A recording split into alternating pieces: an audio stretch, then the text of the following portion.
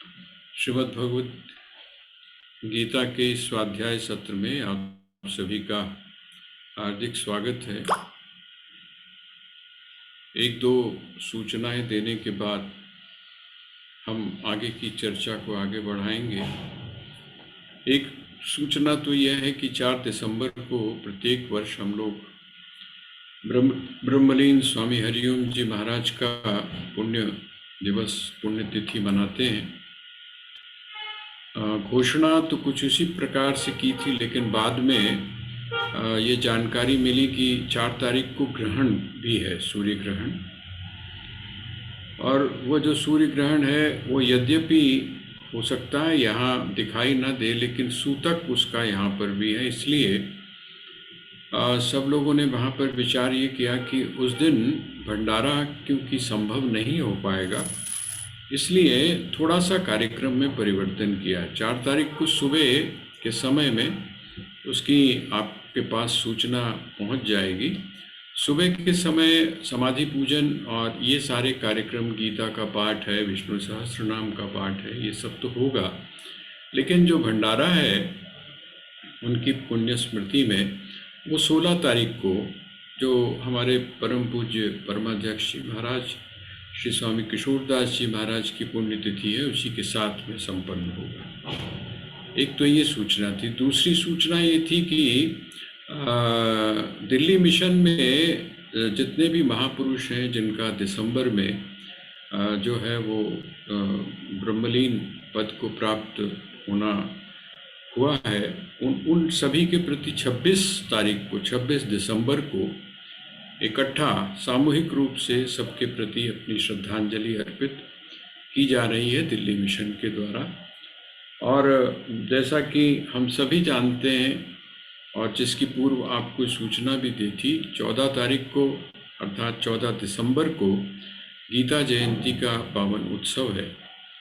तो गीता जयंती का ये जो पावन उत्सव है ये हम दोपहर के बाद में वहाँ पर संपन्न करेंगे और इसकी कंटिन्यूटी 14 तारीख, 15 तारीख और 16 तारीख। क्योंकि हमको वेट करना पड़ा ना उसके लिए, जो दुकान में है। अच्छा, हमारा करते किसी और का करना। कनेक्टिविटी में शायद थोड़ी सी प्रॉब्लम कहीं आ रही है। तो क्या हाल है?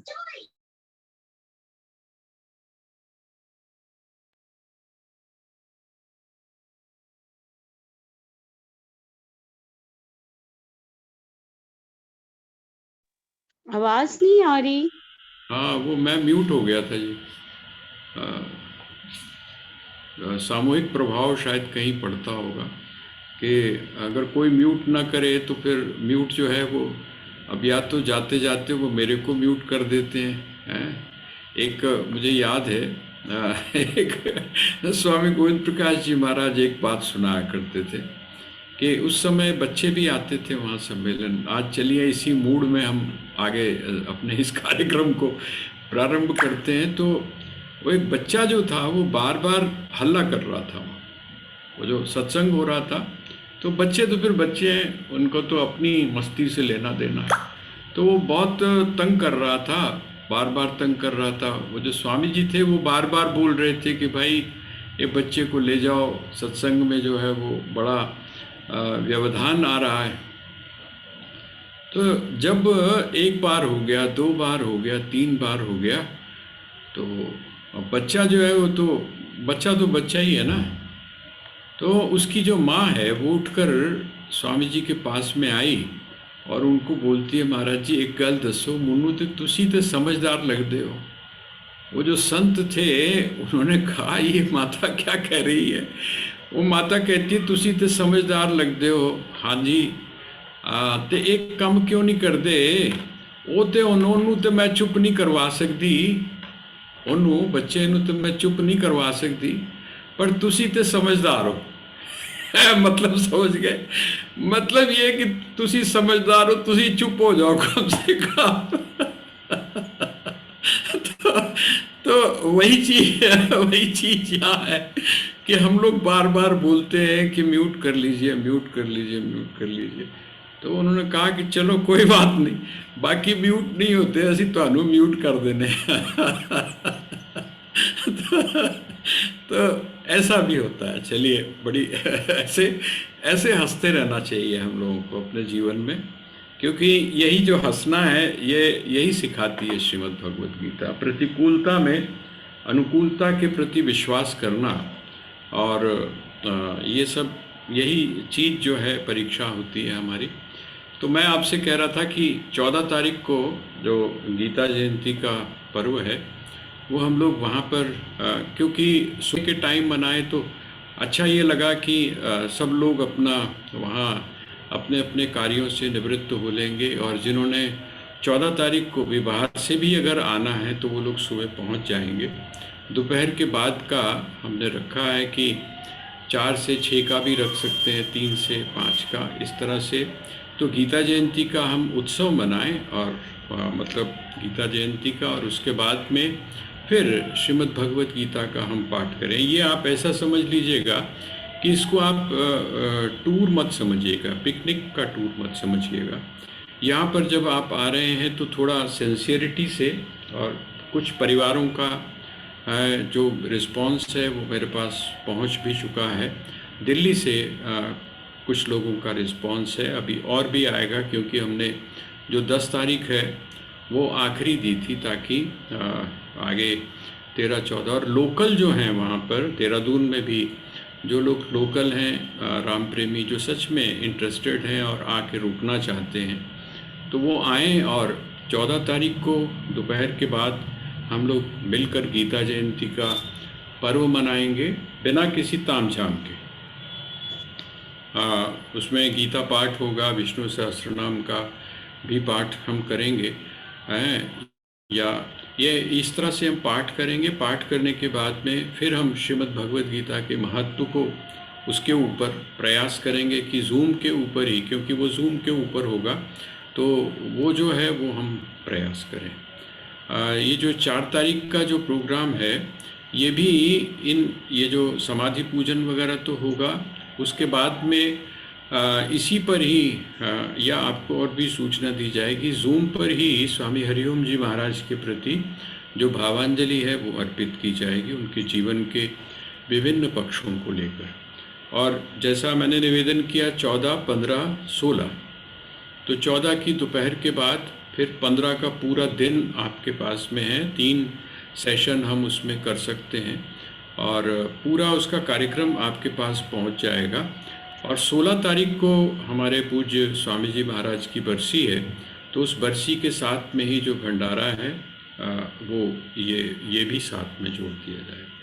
तो मेरा सभी से निवेदन है कि आप लोग कोशिश करिए कि ये जो हम लोग एक प्रयास शुरू कर रहे हैं अपने लेवल पर, जिसमें हमारा प्रयास ये है कि स्वामी राम की विचारधारा, उनकी जो ध्यान पद्धति है, वो हम उसको हम इंट्रोड्यूस करें अपने लोगों के बीच में, और उसके साथ में हम अपने आप को जोड़ने का प्रयास करें, जिसमें स्वामी राम के विचार भी हैं, और उसके बाद में उनकी जो प्रक्रिया है, जिसको हम ध्यान की प्रक्रिया बोलते हैं, उस ध्यान की प्रक्रिया को भी हम मनाएं।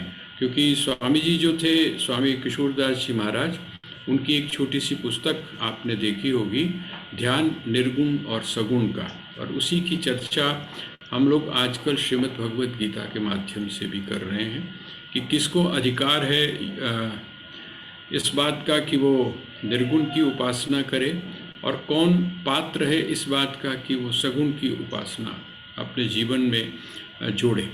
तो आइए अब हम श्रीमद् भगवत गीता के 12वां जो अध्याय है, उस 12वें अध्याय के 13 और 14 उन श्लोकों की हम चर्चा कर रहे थे। तो आइए हम उसके साथ जुड़कर और उसका विवेचन करने का प्रयास करते हैं। ये श्लोक हैं, अद्वेष्टा सर्वभूतानां मैत्रः करुण एव च निर्ममो निरहंकारः सुख समसुख सुखक्षमी। देखिए, ये जितने भी लक्षण हैं, ये लक्षण आपको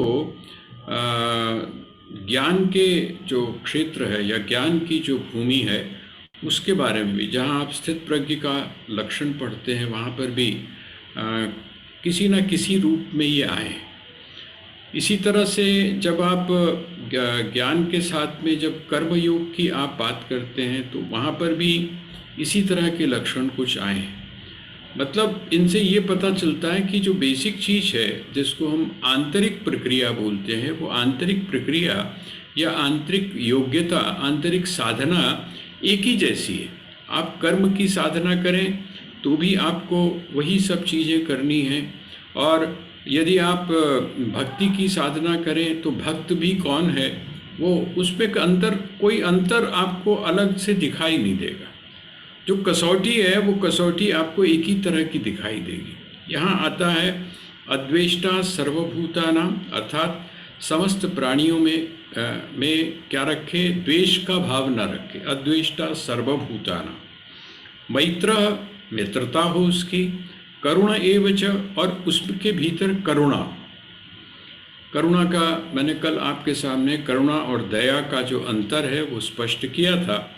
निर्ममो, अर्थात जो निर्मम हो। निर्मम का अर्थ क्या है, मैंने संकेत किया था। निर्मम का एक अर्थ जो आमतौर पे किया जाता है वो ये किया जाता है कि जिसका अपना कोई नहीं है।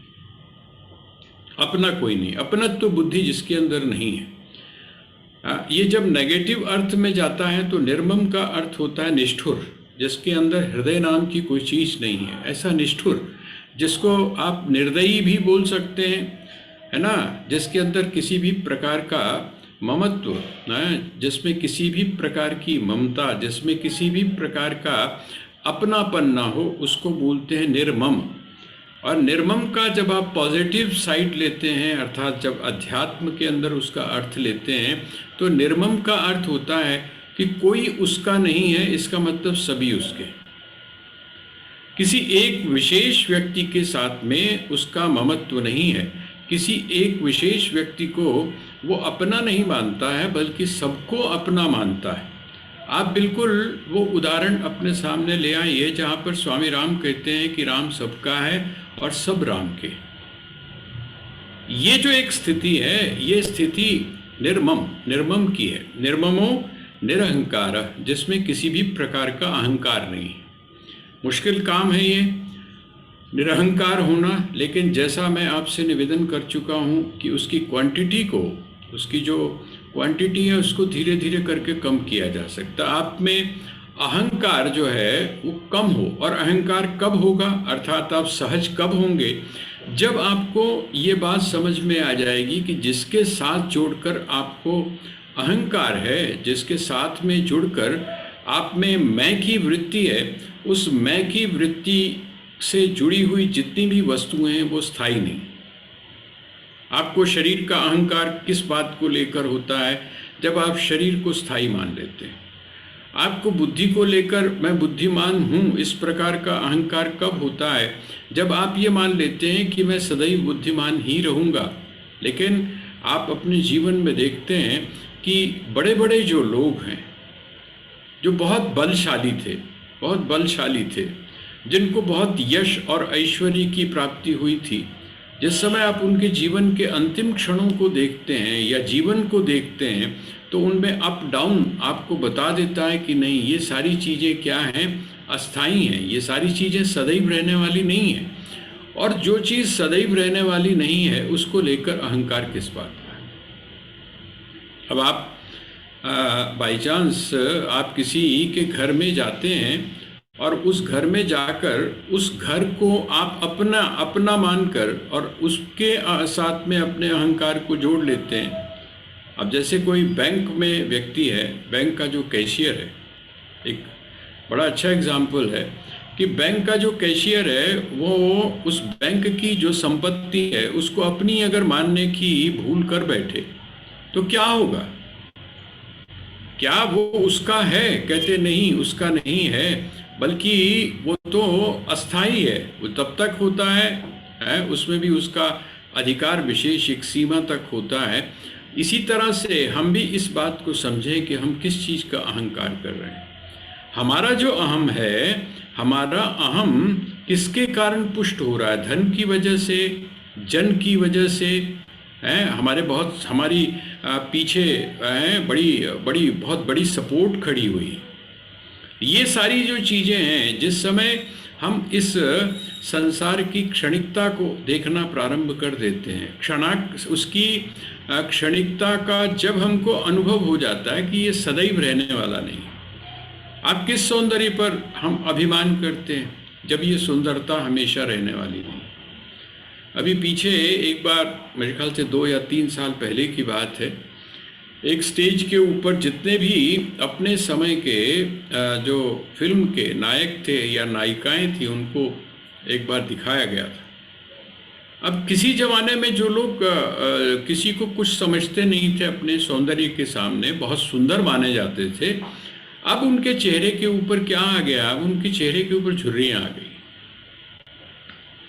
अब उनका जो गला है, वो गले में जो पड़ने वाली जो सिलवटें हैं, उनको छुपाने के लिए वो भले ही रुमाल या मफलर का प्रयोग करते हों, लेकिन बात तो वो नहीं है ना। आपके हाथ, आपके पैर, आपका उठना, आपका चलना है, आपका बैठना, आप क्या बातचीत करना, लड़खड़ा रहे हैं बात करने में, जो बड़े लंबे लंबे डायलॉग्स बोला करते थे, किस बात का अहंकार? अहंकार हम जिस समय इस बात को अपने जीवन में स्वीकार करते हैं कि नहीं, इन सब चीज़ों का अहंकार, ये है अहंकार। और जब व्यक्ति में अहंकार चला जाता है या नष्ट होता है, तो कौन सी चीज़ आती है? उसका जो दूसरा पक्ष होता है, वो आती है विनम्रता, जिसको हम झुकना बोलते हैं। तब हम झुकते हैं। और जब अहंकार होता है तो क्या होता है? अकड़े रहते हैं। ये जो अकड़ है, किस बात की अकड़ है? इस बात का अगर हमको अनुभव हो जाए तो हमारी स्थिति बिल्कुल डिफरेंट होती है। यहाँ पर कहते हैं, वह जो भक्त होता है, वो उस भक्त में किसी भी प्रकार का अहंकार, अगर अहंकार है तो इसका मतलब थोड़ा सा पुनर्विचार करने की आवश्यकता है। मैं अगर स्वयं को भक्त बोलता हूँ तो पुनर्विचार करने की आवश्यकता है। और एक बात और भी यहाँ पर ध्यान रखिएगा कि ये जो विनम्रता है ना, इस विनम्रता का भी अहंकार कभी कभी हो जाता है। ये जो विनम्रता है, इस विनम्रता का भी अहंकार हो जाता है। ये विनम्रता का अहंकार कब होता है? जब विनम्रता सहज नहीं होती है। जैसे मैंने एक बार आपसे पीछे निवेदन किया था कि ये जो त्याग है, इस त्याग का भी अहंकार व्यक्ति के जीवन में आ जाता है। मैंने छोड़ दिया, ये मैंने जो छोड़ दिया, इसका अहंकार आपको किस बात के बारे में संकेत कर रहा है? वो ये बता रहा है कि जिसको आपने छोड़ा है, उसका मूल्य अभी आपके दिमाग में बना हुआ है, वो आपके लिए अभी मूल्यवान है। इसी तरह से जब आप विनम्रता की जब आप औपचारिकता करते हैं, नीति तो बड़ी विलक्षण है इस मामले में। नीति तो ये कहती है कि अगर वो विनम्रता सहज नहीं है, वो विनम्रता यदि सहज नहीं है, वो झुकना यदि सहज नहीं, आपने देखा होगा कि बहुत सारे लोग ऐसे होते हैं जो बहुत झुकते हैं बार बार, बहुत पूरी तरह से विनम्रता में, लेकिन वो जो उनका झुकना है, उसके बारे में जो नीतिकार हैं वो ये कहते हैं कि अगर वो विनम्रता सहज रूप से नहीं है, स्वाभाविक रूप से नहीं है, अर्थात उसमें अगर अहंकार का विनाश, अहंकार का कमी नहीं है, जिसको हम साधना के द्वारा बोलते हैं, औपचारिक अगर वो है, तो सावधान हो जाइएगा, क्योंकि ऐसा व्यक्ति बहुत खतरनाक होता है। ऐसा व्यक्ति बहुत खतरनाक होता है। 2 प्रकार के व्यक्ति मुझे जो दिखाई देते हैं, वो 2 प्रकार के व्यक्ति हैं। एक व्यक्ति वो हैं जो लोग कोबरा की तरह हैं, किंग कोबरा की तरह, नाग की तरह फुफकारते हैं, और फुफकार कर आपको सावधान करते हैं कि सावधान हो जाइए, हम यहाँ पर हैं। आपको वो सावधान करते हैं कि हम यहाँ पर हैं, सावधान हो जाइए, बच जाइए, अपने आप को बचा लीजिए। आपने देखा होगा किंग कोबरा क्या करता है? फुफकारता है और खड़ा हो जाता है, और खड़ा होके अपने अस्तित्व के बारे में बताता है कि मैं यहाँ पर हूँ, तो भैया थोड़ा बच के चले जाओ, क्योंकि मैं विषैला हूँ। मैंने अगर तुमको काट लिया, या मैंने अगर अपने विषदंत तुम्हारे में लगा दिए तो तुम्हारा क्या होगा, प्राणांत हो सकता है। एक तो वो प्रकृति के लोग, और दूसरी प्रकृति के कौन से लोग हैं, जिनको हम वाइपर बोलते हैं।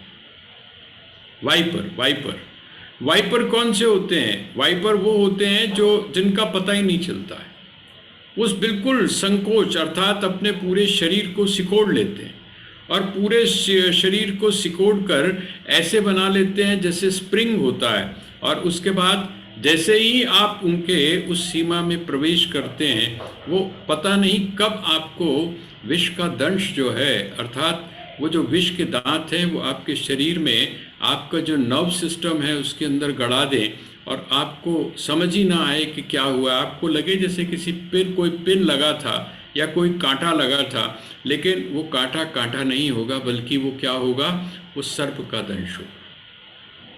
ये दो तरह के लोग हैं। तो जिस समय विनम्रता अर्थात विनयशीलता भी आपके स्वभाव में सहज रूप से नहीं आती है, तो वहाँ पर ऐसे लोगों के लिए ही हमारे यहाँ नीति में एक बात कही है, झुकन झुकन बहु अंतरा और झुकन झुकन बहुबान। झुकन झुकन बहु अंतरा और झुकन झुकन बहुबान, ये तीनों बहुते झुके चीता चोर कमान। हमारे जो पूज्य स्वामी जी थे, स्वामी अमर मुनि जी महाराज, वो अक्सर एक एग्जाम्पल दिया करते थे। वो कहते थे कि अगर आपके कोई बहुत ज़्यादा, ज़रूरत से ज़्यादा